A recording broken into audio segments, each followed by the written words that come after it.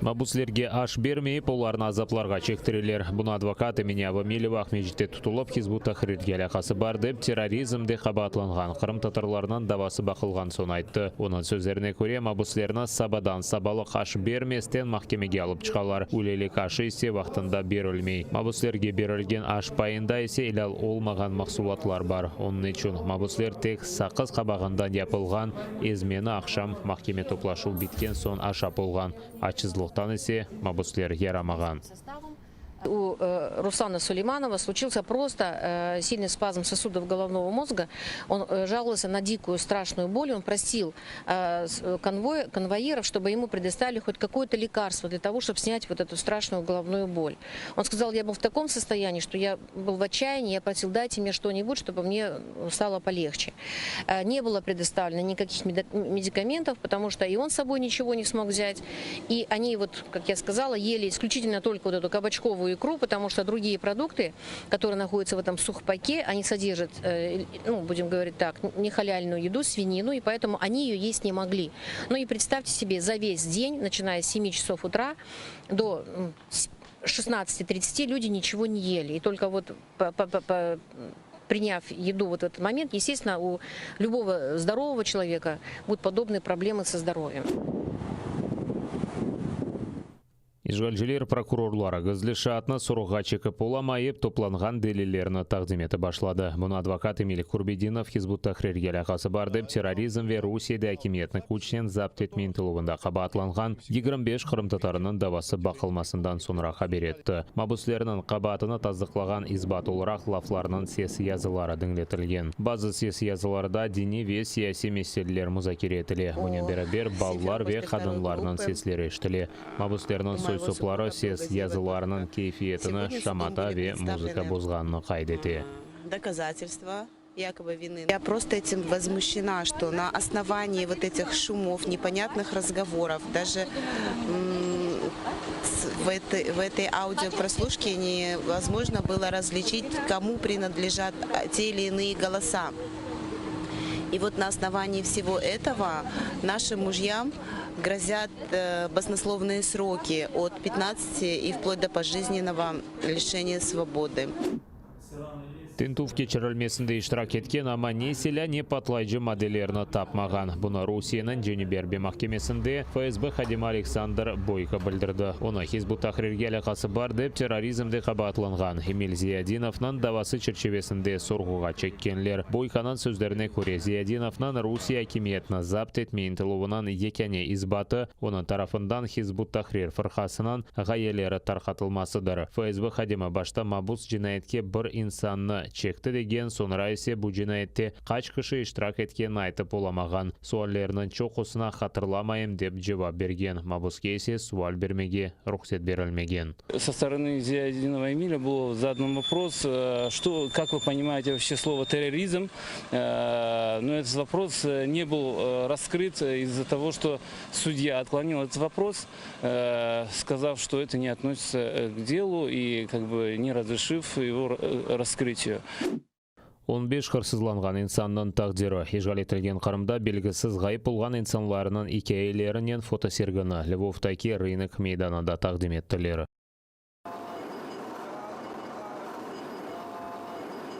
Ахмед Бекиров қырсызланған Эрвин Ибрагимовның қомшысы еді. 2016 сенесі Эрвинні Бақшысарайда евіне етмезден полис рубасында олған инсанлар тоқтатып, тұтып, белі олмаған тарафқа алып кетті. Взяли його машину і витащили, і повели в той ліс, де ми з родиною гуляли. І прям це камери показували, все це показувало. І у мене щось защеміло в серці, і я думаю, як це може бути, батько його показував телефон, як його погрожували йому, як йому такі речі брудні писали. І досі батьки Ервіна, вони чекають на повернення. 2014 сенесі күзде есе Қарасу базарда Ислам Жепаров і Джевдет Ислямов қырсызланған еді. На 14 рік Ислямові було 19 років. Тобто і його брат Джевдет, я теж з цього села, він говорить наголос про всі ці злочини.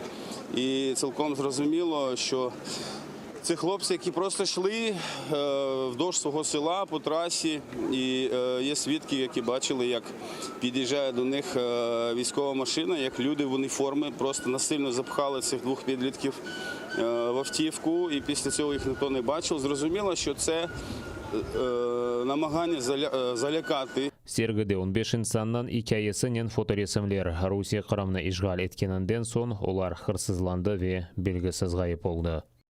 Всього за той момент зафіксовано 44 випадки, коли люди зникали.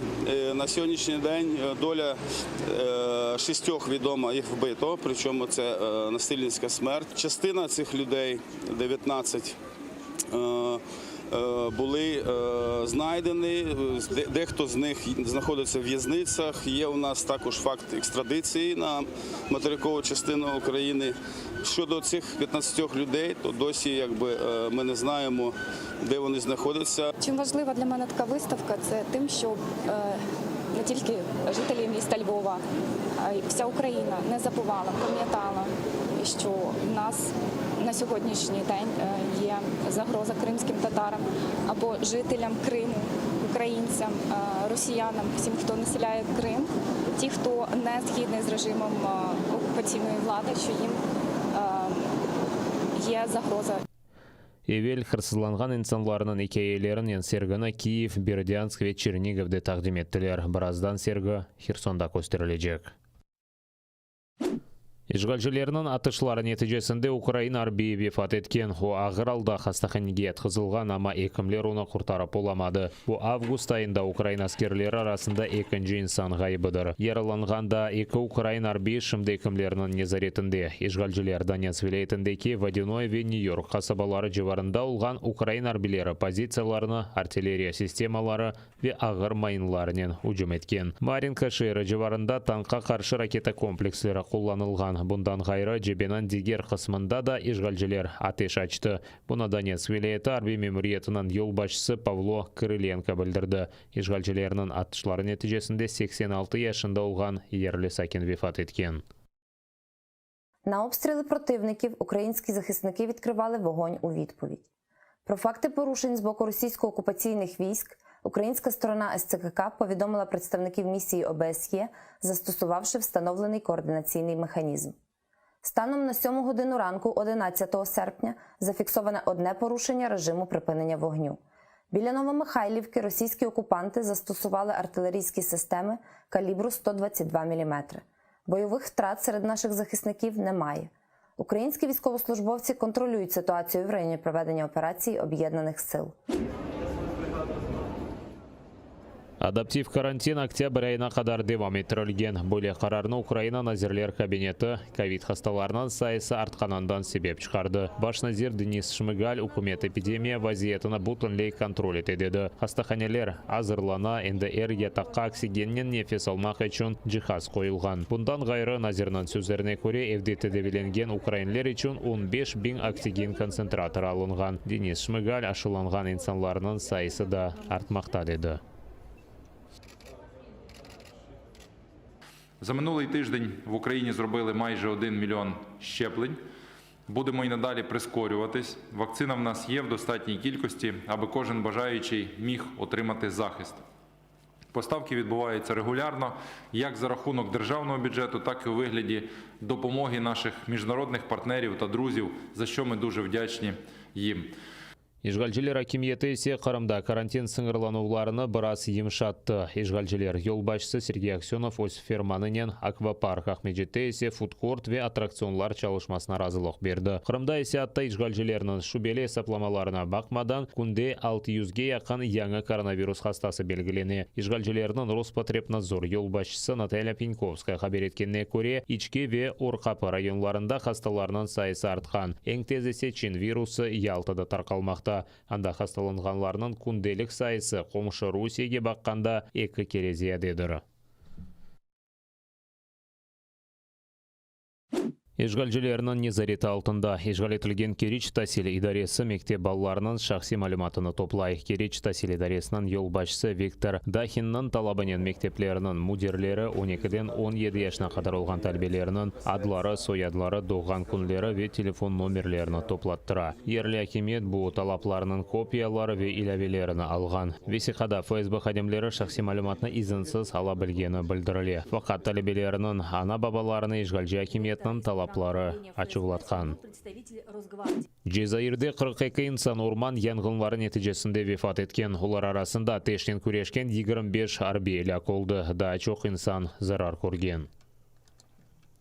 Не можу сказати, що ми перемагаємо вогонь, але боремося з ним усіма силами, і хай допоможе нам Бог. Шимали Джезайырде янгынлар базар ертесі күні башланған. Мен алғанда мемлекетінің 16 вилаетінде 50 янгын алевленді. Акимет бір кімсе орманларына әселет яққанандай мендір. Джезайыр пайтақтынан шарқында олған Кабилияның дағлы регионына аман-аман бұтынлей қойы туман қаплады. Ерлі сәкенлер да атеш келмеген регіонларда өзевлеріні янгындан құртармаға тырыша. Ми боремося з вогнем, щоб захистити хоча б будинки. Ми евакуювали людей похилого віку, а самі, як бачите, залишилися. У нас тут 3 загиблих, в іншому селі ще 4, лікарня переповнена. Янгындан қачқан ерлі сәкенлер Мұсафырхане, хостел ве оқуф юртларынан биналарында ерлеші. Джезайыр акимиеті атешнен көреште, халқара жематшылығынан ярдымына сорамаға планлаштыра.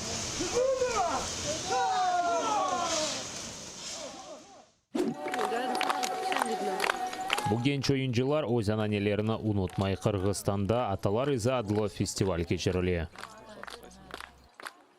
Аталар Изи – это как бы возрождение нашего кыргызской духовности. То есть возрождение то, что нам осталось от предков наших. Это наша национальная одежда. Одежда именно для нашей молодежи, для наших девочек, чтобы мы воспитывали их с самого рождения, именно в кыргызском духе. Бұл фестиваль Қырғыз халқының тарихында қадынның мұйым ролына бағышланған. Қырғыз қадыны айле очағының қорчалайжысы ве чалышқыр евбекесі. Сьогоднішні дівчатка – це завтрашні матері. Ми повинні навчити їх, як бути мамами, виховувати героїв і ростити гідних дітей. Бұл юртта наневидерларны діңлемек мүмкін. Оларны діңлегенде қырғызларның зор, ама парлақ көчебе яшайшы козығын келе. Яш қырғызлар құвет ве чеверлікте ярышмаға себе. Фестивальде қырғызларның ең популяр ойынларından бірі көк бору ойынны ойнайлар. Оның іштиракшілері теке үшін көреші. Текені атып, қазанға ташламақ керектір. Нам дуже сподобалось. Найбільше вразили костюми, пісні, танці і кінна гра кокбору. Вона теж дуже видовищна. Әр ел Қырғызстаннан чешет көшелерінден мұсафірлер ве четел туристлері Аталар Изі фестиваліні көрмек үшін келе. Барокко Девронды Эйкелджи Йоган Пинзель ве оның талебесі Франциско Алинский тарапынан иджат етілген эсерні Киевде тақдим еттілер. Это искусство, которое дает вот эту динамику. Динамика в том, что это такая летающая, это как ветер. Видите, они все не окаймлены ничем, нет никакой статики. Пинзелінің тақдим етілген екі эйкелінден бірі сөзде мелекнің башыдыр. Башта уста 2 метрлік эйкеліні иджат етті. Бұл эйкел ве башқалары Ивано-Франковск вилаетіндегі костелінің алтарында қойылған еді. Біраздан советлер вақтында базы эйкеллер жоқ етіліп, одын кібі қоланылған. Нам необходим катарсис, очищение. И вот мы проходим свое очищение через, наверное, искусство настоящее. Я говорю о высоком искусстве. Я не говорю про искусство, которое сегодня связано с массовой культурой, которое становится контентом для инстаграмов. Йоган Пинзель 18-й асырда яшаған Украинаның ең мешур эйкелджісідір. Оның бір чоқ есері ібадатханелерні яраштыра. Ми знаємо, що стиль бароко створений для того, щоб людина увірувала. І справді, спостерігаючи за скульптурами майстра Пінзеля, ми можемо пережити оцю фазу найвищої трагедії, найбільшого переживання, пройти шлях очищення мистецтвом. Він переживав кожен образ, і за рахунок його пережиттів, як я вже казала, пластик, особливої роботи з формою, завдяки знанню досконалому анатомії, він міг донести ці емоції до вірян. Бо эйкелінің ады Азиз Анна. Цей фрагмент скульптури, ілюструє апокрифічний епізод, коли Світлана навчала Діву Марію читанню.